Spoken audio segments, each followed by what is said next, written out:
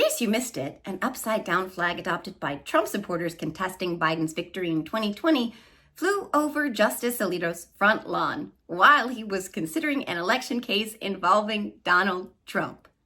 Yes, really, fucking really. Crackheads all over this country flew their flags upside down to make a statement that Biden had stolen the 2020 election. And among them, one of the Supreme Court justices who will be helping to decide if Donald Trump can in fact get away with murder.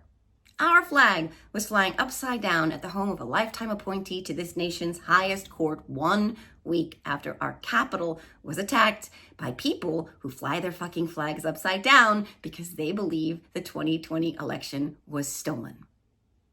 Turning the American flag upside down has long since been a symbol of emergency or distress, but in recent years it's been so co-opted by the right and used for political protest, which is kind of ironic to me given that flag code requires the paramount symbol of the United States to be treated with respect. And that's not respect, but Colin Kaepernick. Am I right? But wait, there's more. While that flag was up, the court was still contending with whether or not to hear a 2020 election case, one which Justice Alito ended up on the losing side of. That's ironic. But don't worry. He said he had no involvement whatsoever in the flying of the flag upside down at his house. His wife did it because she was upset that a neighbor had an objectionable and personally insulting yard sign. Yes, a yard sign. Judicial experts have said that that is a clear violation of the ethics rules, which seek to avoid even the appearance of bias. And this could sow doubt about Justice Alito's ability to be impartial in cases related to the election or the Capitol attack. Yeah, no fucking shit. It seems like nothing can be done. It seems like we have no remedy or recourse. But there are things that can be done. There are remedies. There is a recourse. It just feels like no one wants to do any of it. The Supreme Court never had any sort of ethics codes until recently. And the only reason they have those now is because they were basically forced into it because Clarence Thomas and Judge Samuel Alito were so freaking corrupt. And the ones they have now are essentially meaningless, but they're not even abiding by that shit. They're supposed to remain independent and avoid political statements or opinions on matters that could come before them. That's what they're supposed to do. Nope, not this court. Not that far right Christo-fascist wing. Not them. They don't care. But don't worry, because Alito's insurrection supporting wife has company in Ginny Thomas, who's the wife of Clarence Thomas and infamously helped to plan the insurrection. Something we don't have to guess at because we have her text messages with now indicted Mark Meadows and now indicted Sidney Powell. And her husband is going to get to help Samuel Alito decide whether or not Trump can get away with murder. This is beyond fucked up. To say that it's fucked up is the understatement of the century. The far right wing of the Supreme Court, which is basically the entire majority, truly believes that they are above the law. And no one seems to be telling them otherwise. And that is a fucking problem. Mike Madrid is back on the podcast this week to talk about his brand new book, The Latino Century: How America's Largest Minority is Transforming Democracy. Mike is a veteran American political consultant, one of the country's authoritative experts on Latino voters, and a co-founder of the Lincoln Project. He is a partner in Grassroots Lab, political consulting firm in California, and one of my dearest, dearest friends in all the world. I hope you enjoy and get the book. So good. Welcome back to the Are You Effing Kidding Me podcast, my dear friend, who I will undoubtedly say many inappropriate things to, as usual, Mike Madrid. Hi, Mike. Joanne, great to be back with you. Thank you so much for having me. If we could talk about, the stuff that happens before we get on camera, it'd be a whole different show, but we'll leave it at that. It would probably need, parental warning based on the conversation we just had, which I will not reveal, but I will tell you folks that it was not PG, let's just say. It was definitely not. But there was what do you call those, like hidden, when they like had a hidden Mickey, what do you call those things in movies when they put the hidden thing in there? Oh, I forget. Hidden Mickey, what is that? It's not a drug. Not a drug. Going Bill Cosby all of a sudden. No, in Disney, in the Disney parks, you go around and you look for little, they hid Mickey Mouses and Oh, random things. They're called hidden Mickeys. okay. But All they're right. in All right. movies, they're called something else, and I can't think of it. But I'll drop a few of those throughout this podcast, and you will know that I did it, but nobody else will know. But fun for just us, which is great. That's just what you want in a podcast. Okay, so Welcome back, Mike. Welcome welcome back. back, Mike. Mike, you're here on my podcast again, not just because I love you, but also because you have some incredibly exciting news. Yeah. You have a book coming out in June. Is that June 18th. June 18th, The Latino Century, How America's Largest Minority is Transforming Democracy. I love the cover art, by the way. Very It's cool. one of my paintings, by the So way. what? Wait, what? Yeah. didn't- You know, I'm a painter. I think you know I was a I know you're a painter. painter. You Yeah, did that's one of my paintings. Holy Yeah, that's one of the hidden Mickeys here in the I feel like I took a hidden Mickey because I didn't even know that was that's your work. That's amazing. yeah, thank you. Yeah, it's one of my paintings. This moment comes when you're finishing up a book where you got a call from the graphic arts department. They're like, we want to design your cover now. And I'm like, oh, that's kind of cool. That's something you don't ever think about as an author. Right. And they're like, what do you want it to look like? What do you want this cover to feel like and look like? And I was like, what I want to do is I want to bring together iconic American imagery with kind of this Latino transformation. And they're like, I don't even know what you're talking about. I was like, well, I've got some paintings, so let me send you some pictures. And I sent them a couple of examples and they were like, this is amazing. Let's just make this the cover. And I was like, okay, let's do it. Yeah, that's American Gothic, right? Is that American Gothic? Yeah. With obviously a Latino family, that's which is which is the point of the book, right? It's kind of like there's this transformation, this ethnic, racial, demographic transformation, which is going to redefine the American century of last year into this new creation of who we are going to be as Americans. All right, let's talk about that. Let's talk about first what made you decide to write this book right now.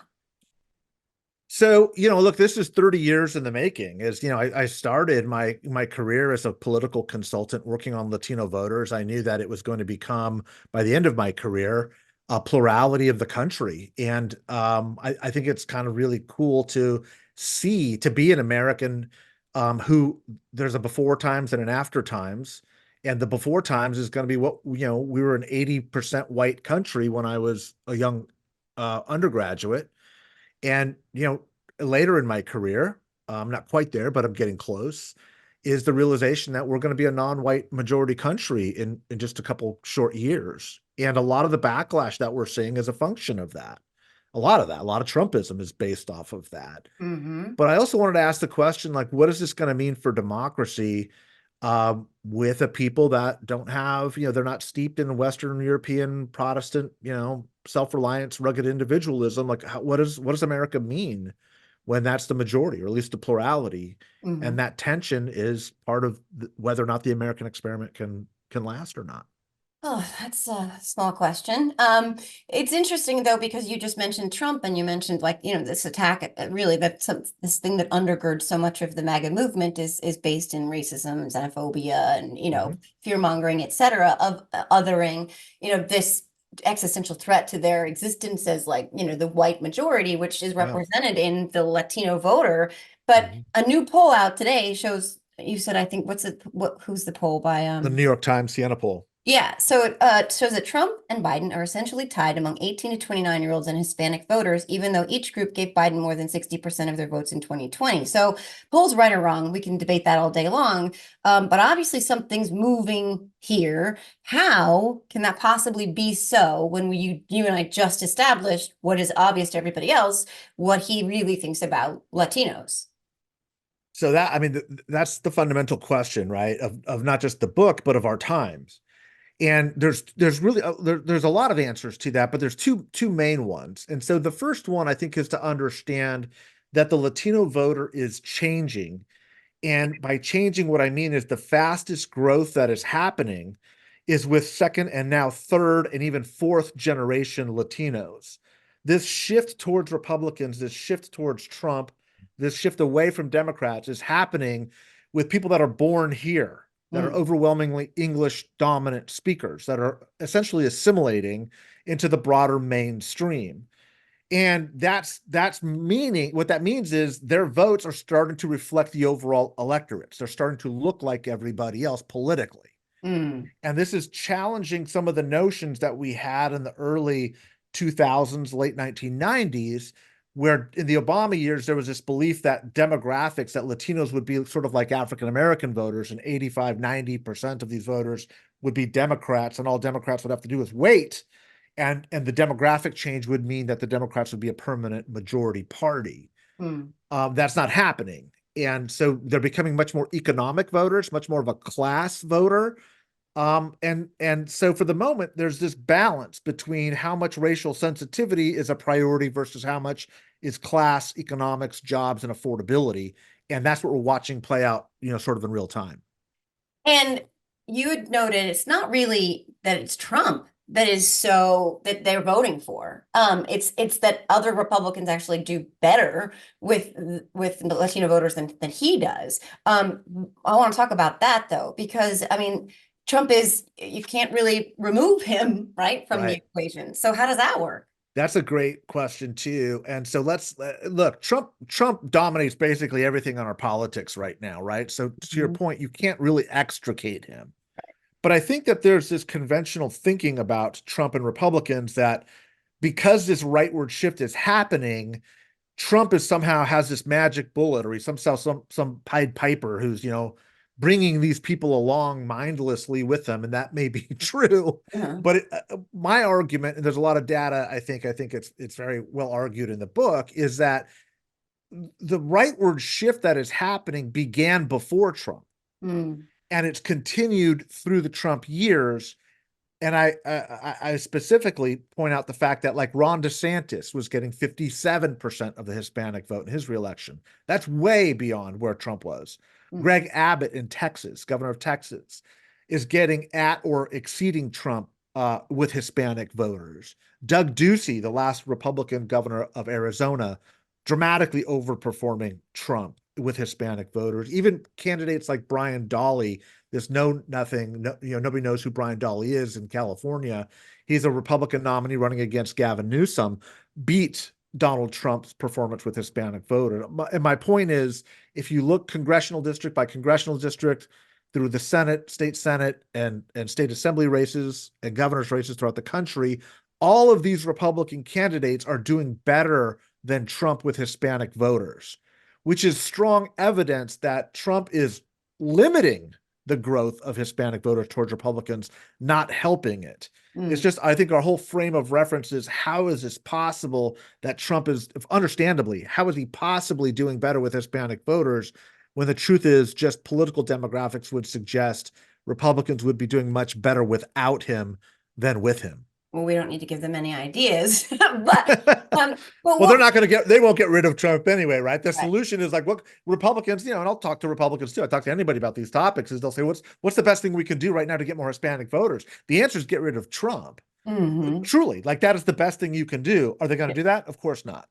Well, but what are they seeing in other Republicans? Are other Republicans really actually offering them anything? Because if they're just removing this Trump factor, let's just say, and they're voting for these other Republicans, which is again not really a realistic thing. What they're not seeing the racism and all of the fear mongering and the like send her back stuff. But what is it that they think Republicans are actually offering them that Democrats aren't? Yeah, so that's a great question. And let me give you some really specific examples, because when I say things like this is a class voter or an economic voter or an affordability issue, the fastest growing segment of the blue collar workforce are Latinos, the working class. They're rapidly replacing sort of the non-college educated whites, which are, a big part of Trump's base, his biggest part of his base, on the construction site, in the energy patch, on the assembly line, in all of these places. They're replacing these voters. And so they're behaving and they're acting like them. And in the industries where this is particularly pronounced, where it's growing the fastest, it's things like energy exploration, meaning oil drilling. It's in construction. 1 in 5 Hispanic men, 1 in 5 are employed in residential construction or related fields. Like, that's a jaw-dropping number. And so when interest rates triple, not Joe Biden's fault, but when interest rates triple and housing comes to a grinding halt, not only does housing affordability, the ability to purchase a home, go out the window, but the jobs from that industry, which is a massive driver of the economy, and especially the Latino economy, becomes really, really troubled, really problematic. And that alone, if you could just fix the housing piece alone, Biden would be getting a hell of a lot more credit with these voters than he is. Mm-hmm. And then you take that to, agriculture, to manufacturing, to all of these industries where, real or not, the belief in with these workforces is that the Democrats are harming their jobs, environmental regulations, over-regulation, whatever it is. And you start to understand a little bit more why it's not just Biden, but they believe that the Democratic Party is more of a threat to their livelihoods than the Republican Party. And I phrased it that way specifically. I'm not saying it's a pro-Republican vote as much as it is a concern about, and I don't believe it's an anti-democratic vote either, by the way. I think both parties are struggling with this community that has the weakest partisan anchor. They're the least partisan of any ethnic group in the country. Really? Yeah. And they're moving away from Democrats at the moment towards Republicans, but not because the Republicans have an extraordinarily compelling message. It's just that the Democratic Party is becoming less relatable. Well, it's also their reality, like you said. It's their reality, their lived experience. You can't tell somebody to feel something that they don't feel, something that they don't live. And it seems to me also that a big component here, this real or imagined idea, is that the Democrats are just not doing a good enough job messaging what they are trying to do to both acknowledge the existence of these 1 in 5 Latino men working in the construction industry. They're not messaging to them. Maybe it's a foregone conclusion that they are either votes that are safe or votes that are gone. I'm not really sure, because you've talked about Biden has good policy on these issues. He's addressing, a lot of the things that will immediately affect their kitchen tables, but they are not getting that message, and it's not their shared experience. So what is the fix there? How do we deal with that? I mean, again, you're articulating this really well. When I was watching the State of the Union earlier this year, the president outlined this first-time home buyers tax credit, which I'm like, there you go, like brilliant. Here we go. So I'm getting ready for the windup. Right here it is. Joe Biden. Now I'm waiting for the high fastball to come in, and it never happens. Like the president has a policy proposal that's right in the sweet spot of these voters, but even most people who are his biggest fans don't know about it. Like, he's got a $5,000, and you could double it, triple it, make it the price of the home or whatever. I'm not the policy expert, but what I do know is what you need to do is immediately spur housing construction, house building, and housing affordability to get Latino voters, Latino men specifically, back in the fold. And when you're already articulating a vision, you need to own it and drive it. We're just not hearing enough of that. And so I don't know if that's a message problem, or if they're afraid of it, or if they think it's more of a, they're more preoccupied with the border security stuff or the abortion stuff. I don't know, but I'm like, the ball is there. It's on the tee. You put it there, hit it out of the park. And so until they get, and maybe they will, there's time, by the way. That's an important takeaway here. This is fixable. This is fixable, but damn it, we're getting kind of into the summer now. Weather's getting warmer, and I'm like, you got to start fixing it now if you're going to fix it. Right. So it's crucial to identify the problem. Hopefully your kind of content, your messaging can get through to them, because you're not just, you're a data guy. Like, that's what, you do, but you see beyond the data. You know what I mean? It's like the Matrix. You don't just see the numbers. You understand that there's so many nuances that are concurrent with those numbers and trends. And that's the kind of stuff that, you're talking to me right now, but also talking about in the book, that is so important, because you can't just look at the numbers and say like, oh, that's, this means X, Y, and Z, because you have to really kind of get into the shared experiences and realities, and where are these people going to say, oh, and hold on, there's a light bulb. I feel seen now. It's so much bigger. And it's also the evolution again of that voter over the course of time, and where they will be going in the next 3 or 4 elections. So you see all of that stuff as well. Beyond politics, politics is a very delicate balance between art and science. And like everything, the science is starting to kind of dominate this area of interest in human experience, the same way it is with booksellers and consumers and online targeting. We're all looking at the data and the analytics. But as long as there's human beings involved, in my mind, and I write this in the book, it's always going to be more about art than science. Yeah. And democracy has to be more about art than science, because we're dealing ultimately with human beings. And that's why like a Bill Clinton was so masterful, right? The feel your pain president. He could relate to common people in an uncommon way. And that's what I think the Biden campaign needs to really do, is to get back to Scranton, blue collar, Irish Catholic Joe Biden. Like, it's who he is. He understands it. His life story is a compassionate one. He's a real person. Quit arguing about how good the economic data is. That's true. It's the economic data is like jaw-droppingly good, but quit telling the story through graphs and charts and quarterly reports, and get down there and allow him to be human and relatable in a way that he is uniquely positioned to do. And I think that's a really big part of what we're missing here. And I think, frankly, there's these fears about, other dynamics that are having the campaign kind of keeping him more cloistered than he needs to be. Yeah. I don't look, and you and I have had this conversation a number of times.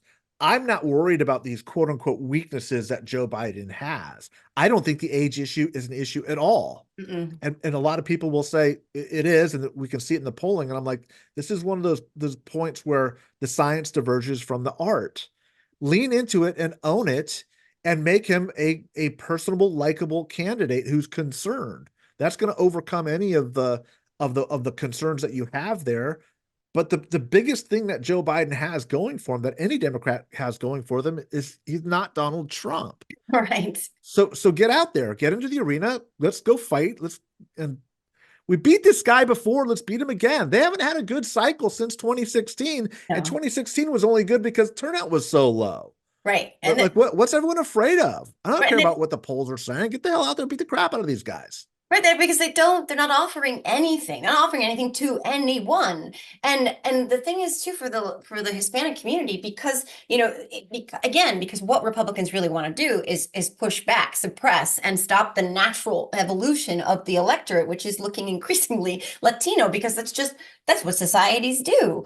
Right. But so like they're almost as if they're voting against their own existence, right? And that to me is so like confounding, but it's not really the kind of thing that they're looking at in their daily lives. These are not the notions that they would consider when they're thinking about like what impacts them day to day, every single, day of the week at the kitchen table. This is just not that I don't know how they're not thinking about it, but they're not top of mind. Yeah, and that's exactly right. And this is one of the hardest things to do is when you decide to go into campaigns professionally, you have to go in kind of surgically. You have to view it objectively. So when people will say, how can Hispanics be voting for a man who wants to deport them or put them in cages or concentration camps or kick them out? Rapists. Or the rapists or drug dealers and call them murderers and stuff. And it's like, that's a great question. I will answer that when you can first explain to me how he's winning a majority of white women. Yeah. And people are like, then that question kind of pushes them back and makes them realize, well, wait a second. It's because of all these other issues that are competing there. And if it's one thing I learned growing up in a lower middle class household, Hispanic household, is a lot of working class people don't have the luxury of engaging or understanding civic life in the way that middle class, upper middle class, college educated people do. Is when you've got to pay rent on Friday and you've got mouths to feed, you're not shocked that some white Republican guys are racists. Like, that's not news. It's not news. It's unfortunate, but it is what it is. Shocker. Like, I've known that. I still got to, find a job that's going to get me enough money to kind of keep my family okay. And that's just a big part of being a class voter versus a culture voter.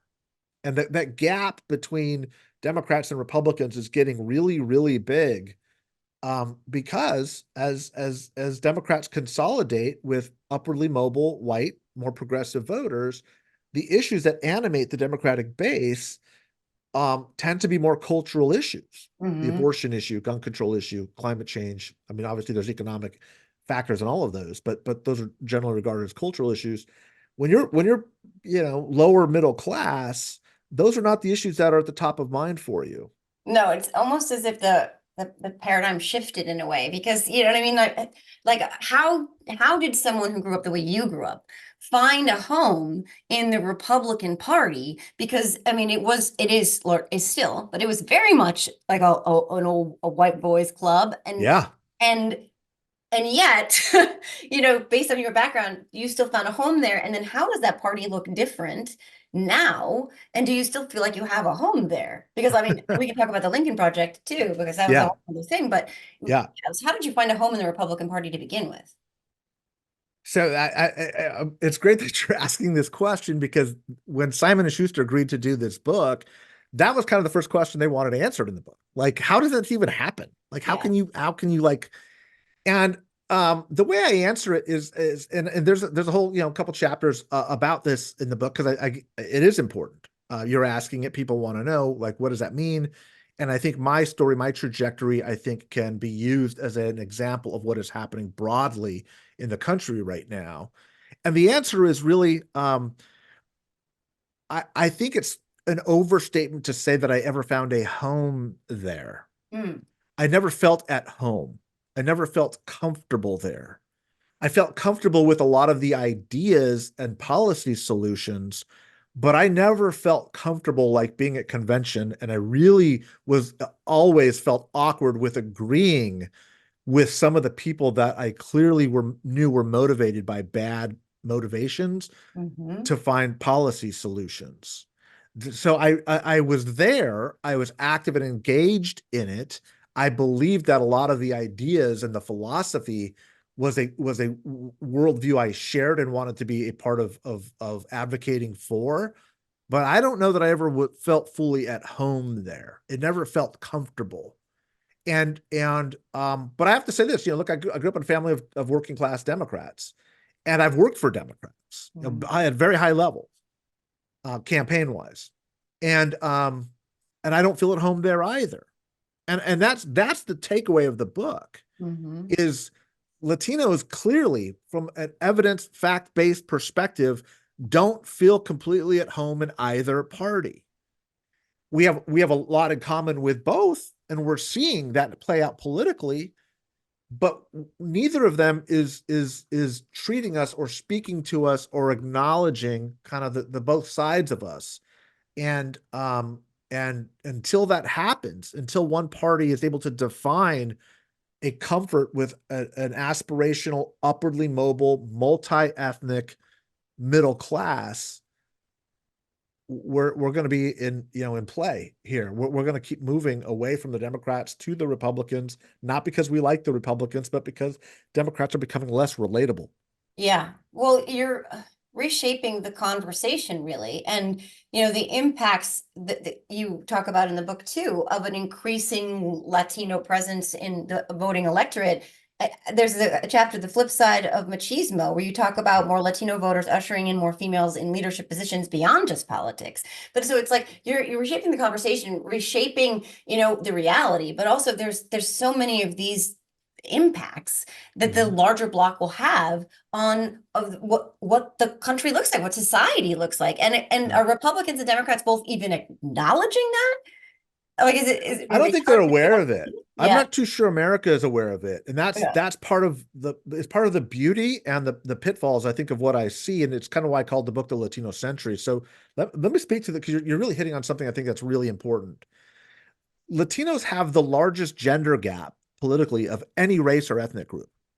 Hispanic women are very strongly, especially U.S. born recently, new second, third generation, are overwhelmingly voting for the Democrats on abortion issue, on abortion rights. Post Dobbs, if you look at the numbers of where the numbers have really exploded in places like Kansas and Ohio, the numbers with Hispanic women were like triple digits. Like for most other groups, it was double digits because a lot of them were already voting, registered, engaged.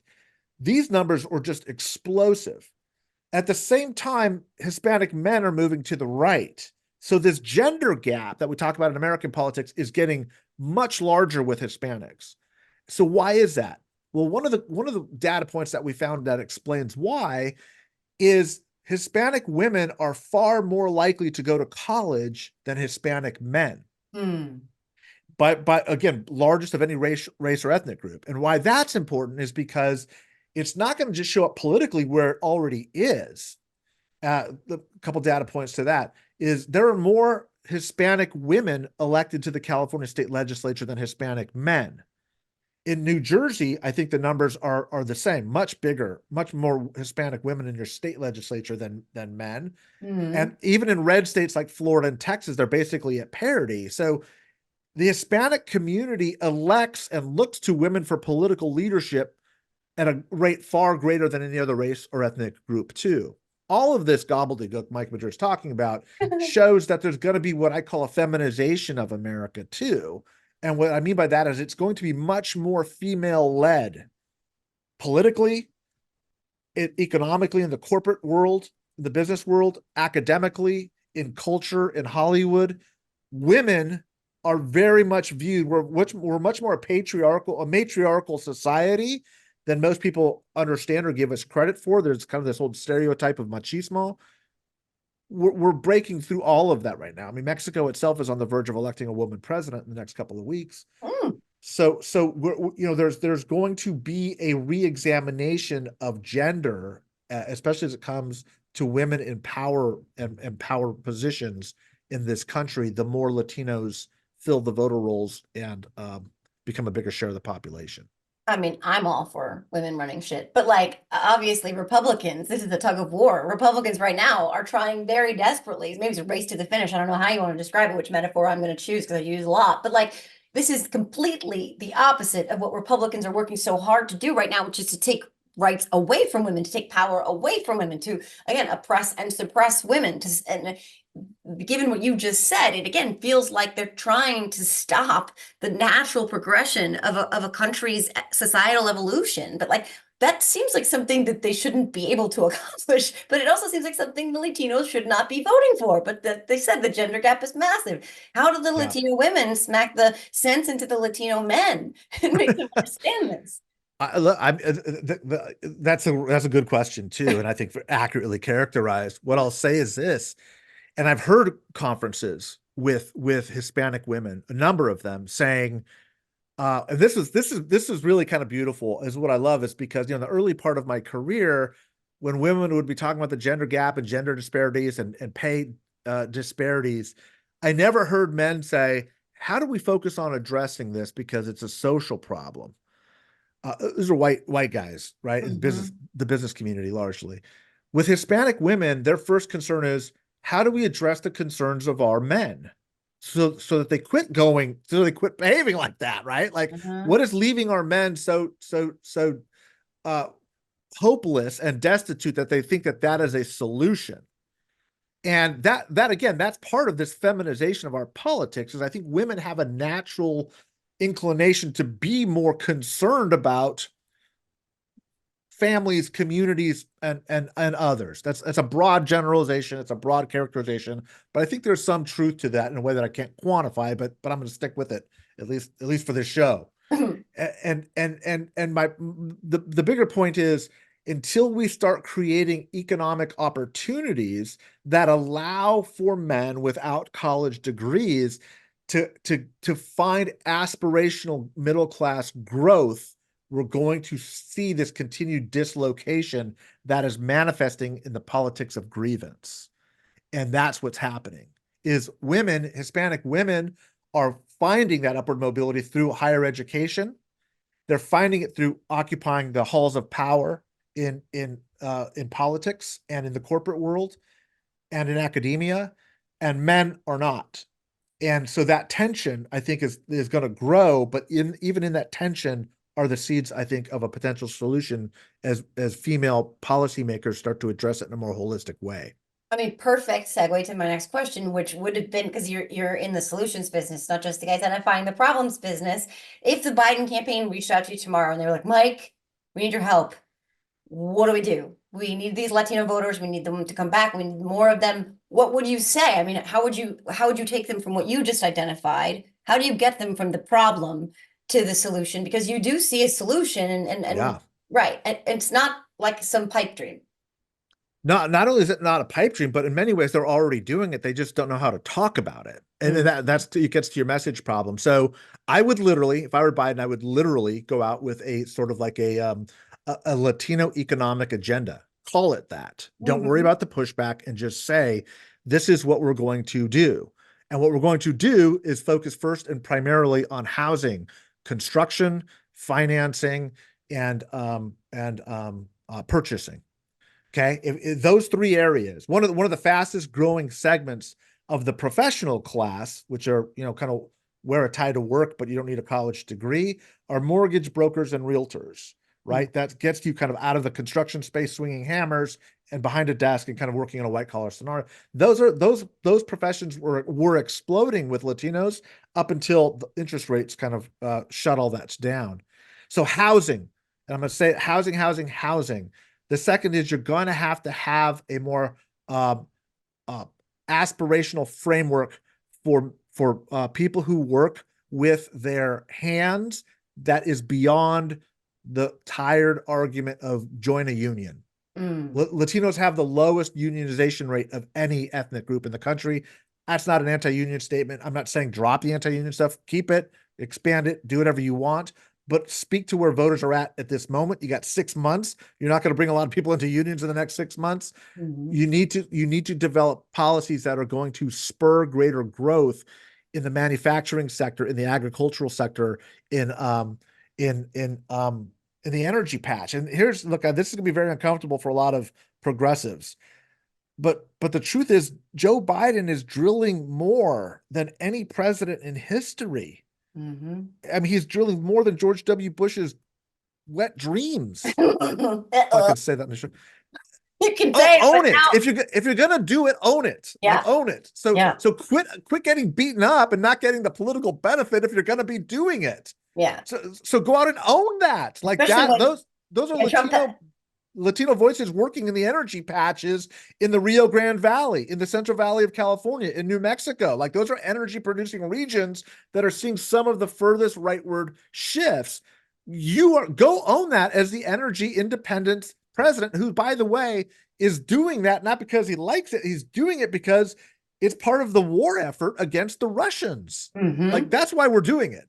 Right. Let's be clear. We're trying to keep the price of oil down, because if we keep the price of oil down, Russia can't build bombs to kill Ukrainians.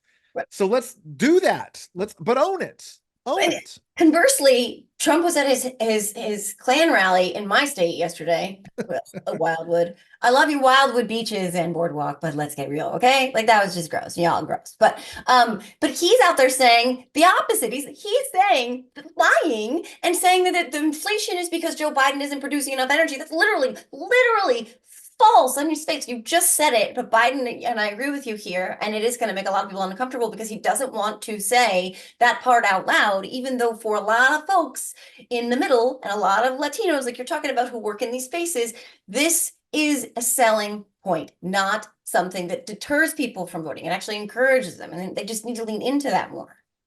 That's exactly right. And I get and understand the concerns about a lot of Biden's policy, but I think he intuitively understands correctly that the votes are in the middle on almost all of these issues, whether it's energy, whether it's border security, whether it's funding the police, which he had to go down and say in the well of the House, fund the police, like Gaza and Israel. He's on the right place. I mean, I'll probably get attacked for that too, for saying that, but he's governing. He's being a responsible president. Like that's what we voted for. And I'm a Republican, and I'm looking at the guy going, that's a reasonable policy. That's a reasonable policy. That's a reasonable policy. This is all very reasonable policy. Like, which is why it gets bipartisan support so frequently. Yes. Right, he's moving stuff. He's getting stuff done. And that's part of the argument. But part of that is you've got to be, I think that I don't know if it's him or if the people around him are overly sensitive about losing voters on the left. There's no science showing that. These voters they're with him. He's a much better alternative. And I would suggest that they're not going to vote for him just because he's the lesser of two evils. On a lot of this stuff, he's just frankly right. Yeah. He just is. Like, you've got to find a reasonable policy as the leader of the free world. And that's not a clean path. And I think people understand and respect that at a certain point.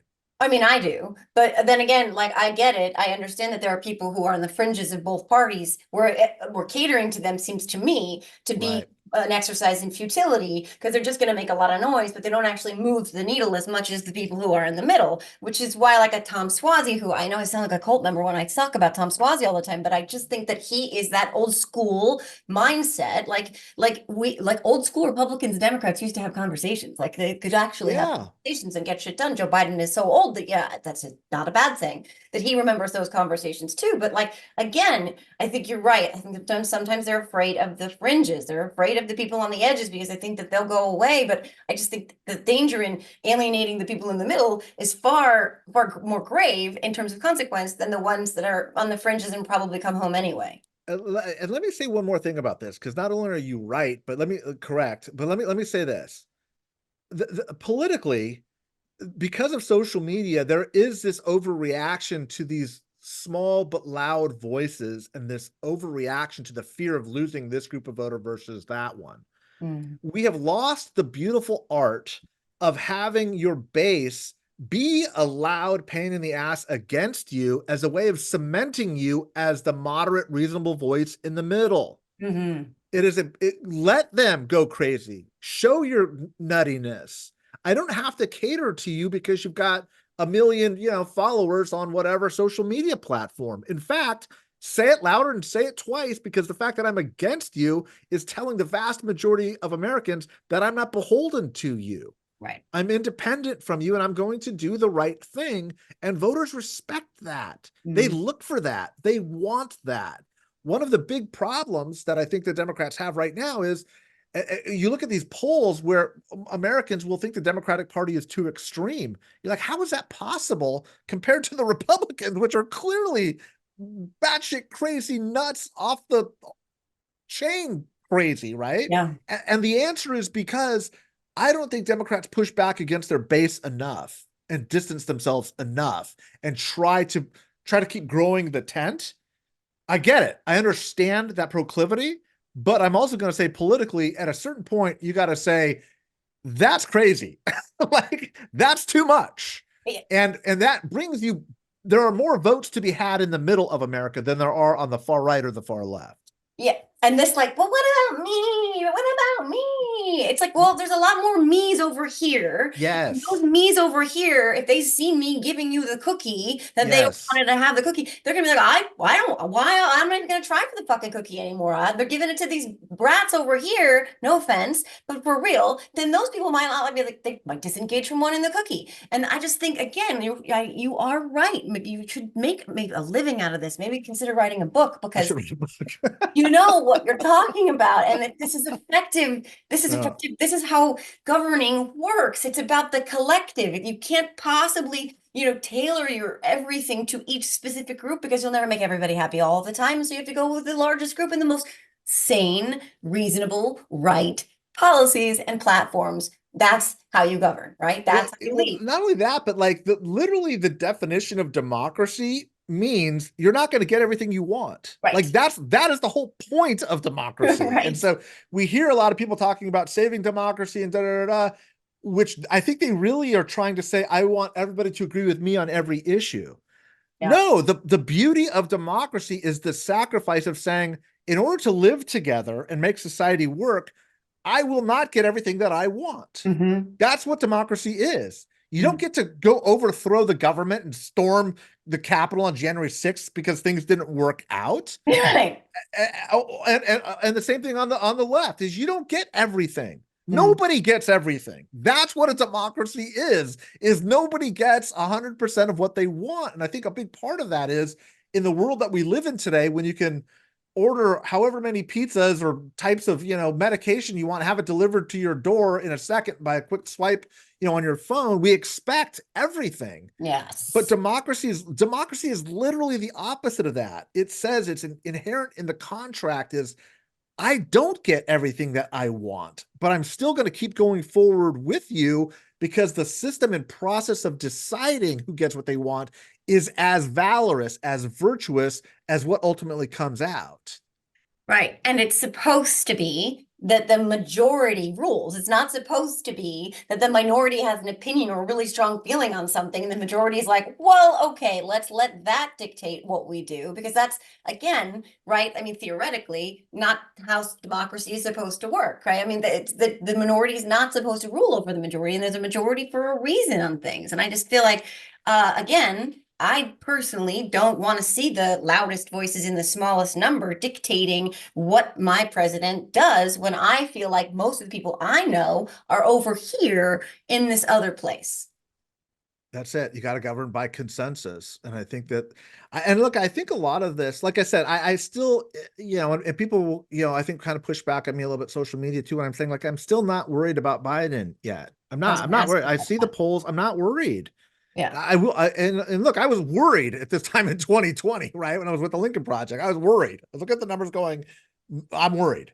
Mm-hmm. I'm less worried now. Now, that doesn't mean that Trump can't win or may win. I'm not, I'm also not going to acknowledge that. What I'm saying is the fundamentals of this race strongly benefit Biden's campaign.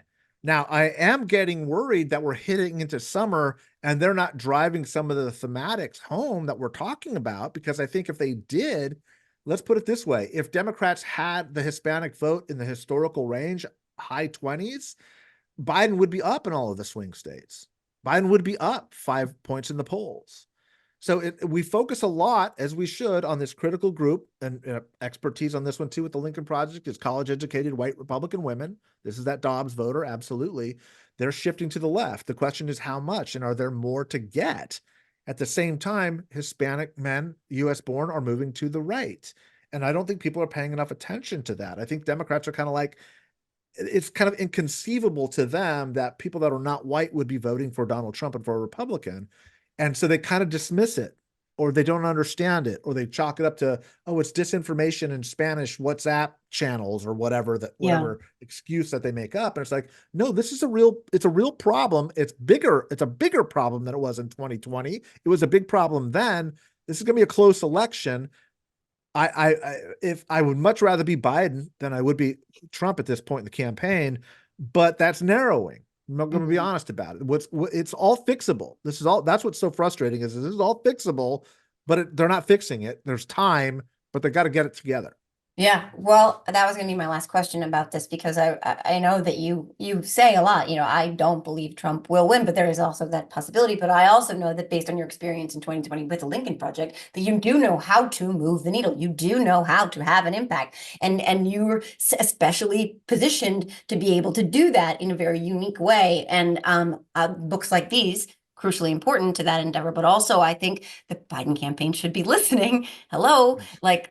Hello, we can't afford to lose anybody right now. We really just can't. And we have to, because we offer them things, by the way, but also we just need every number we could possibly get. The stakes of this election are far too grave to fuck around.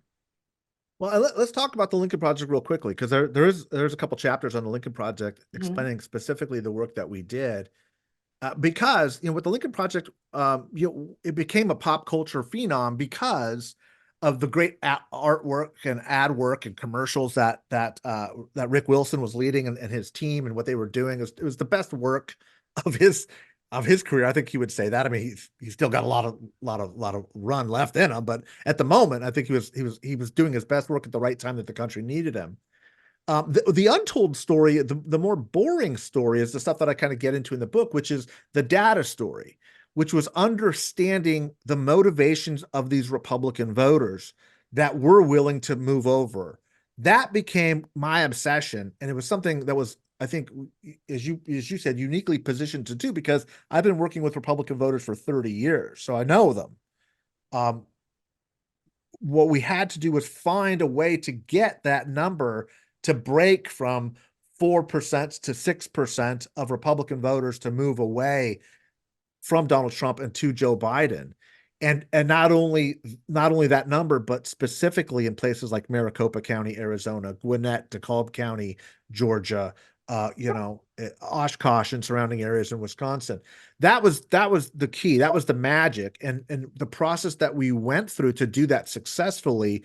The beautiful part is we can quantify where we were spending and running ads. And one of the other things is The ads that everybody saw with the Lincoln Project are not the ads that we were running to these people in these specific areas. So there were a lot of groups coming out saying these Lincoln Projects, these ads speak to progressives. They work for the MSNBC crowd, but they're not working for Republicans. It's like, well, duh. We know that. Right. There's another purpose. This is a sophisticated operation here, but the ads that we were running were extraordinarily effective. And I think the election results showed that, 8% of Republicans voted, crossed over from Trump and voted for Biden. I think, by the way, that the potential of getting 10%, maybe more, is there. And if I was talking with a Wall Street Journal reporter last night, if Biden gets 10% of the Republican vote and holds the line with Hispanics or brings them back in, he's going to win this race. From your lips to God's ears. I was going to get into that group that I mistakenly called the Nikki Haley voter, who's showing up for the primaries and after she's already left the race and voting for her. And I thought of it as a Nikki Haley voter. You've said to me in the past, it's an anti-Trump vote, but those votes are out there to get, right? Biden gets those votes. Yeah, and I understand why you're saying that, and I don't want to be too nerdy and critical and in the weeds because I lose people. Your point is the same, and it's well taken. My message is really to the media to quit calling it a Nikki Haley voter, because there's very few people that voting for Nikki Haley that are voting because they want her to be president or the nominee of the Republican Party. One, because that's impossible at this point, but two, because they're actively getting up, putting on their pants, hopefully, getting in the car, driving down to the high school gymnasium and voting for a candidate they know they cannot win, to tell themselves and tell the people that they don't want Donald Trump. The motivations as to why is critical. It's critical. This is not a pro Nikki Haley vote. In fact, she is taking a very anti-Biden position and is becoming more anti-Biden right now. So you can't tell me there's a Republican voter that is anti-Biden, that is pro-life, that worked in the Trump administration, that these voters are getting up and going to the high school gym and voting for. Like, that's not a thing. It's not possible. So why are they doing it? Why are 20% of people in Indiana and Ohio and California, Republicans, getting up and voting against Donald Trump? The answer is because they are either committed to voting for Joe Biden, or they're so pissed that they're not going to vote, or they can be reluctantly brought back into the fold. And this is important because if it's sitting at 18 to 20%, which it has been consistently since New Hampshire, that is 3 times the size of what our data was showing at the Lincoln Project 4 years ago this month. 3 times as big. Now, is Joe Biden going to get 20% of the Republican vote? No. If he is, that's Reagan landslide 1984 territory for Biden. That's not going to happen. But if he gets half of that, it's still a big victory, as long as they can stop losing Hispanic voters. And that's why it's critical. That's why it's important, is you can't just look and say Dobbs is going to save us, Trump's felony record is going to save us.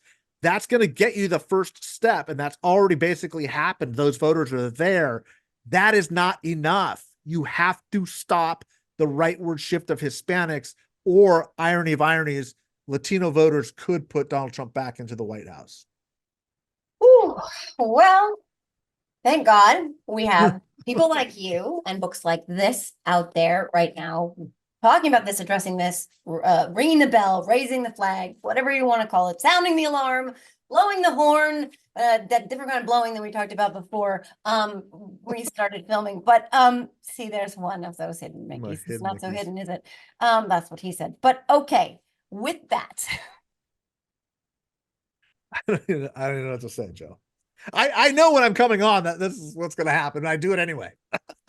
I have no one to blame but myself. You said coming. Okay, number one. Well, we're gonna random fire rapid fire question round, because my kids are roaming the streets of their town, going, "Where are we supposed to go?" And I text them saying, "Not yet. Don't come home yet. Mom, we have nowhere to go. Mom, I'm gonna go to Quick Check, but you have to pay me back." Okay, bougie rat.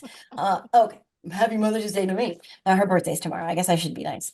We're gonna pivot. no blowjob questions, I promise. But the rapid fire random question round. We have a whole blowjob special though, guys. So tune in for that after this one. This is the JoJo After Dark. Hojo, as my trolls like to call me, because no one ever called me that before.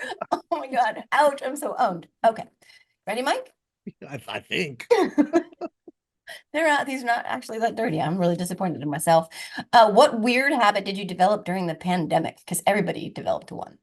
Ooh, boy, I developed a lot. I don't know if it's a habit, but I will say this, and I still suffer from it. I don't know if other people do, but I can't really go into groups of people 4 or 5 or bigger anymore.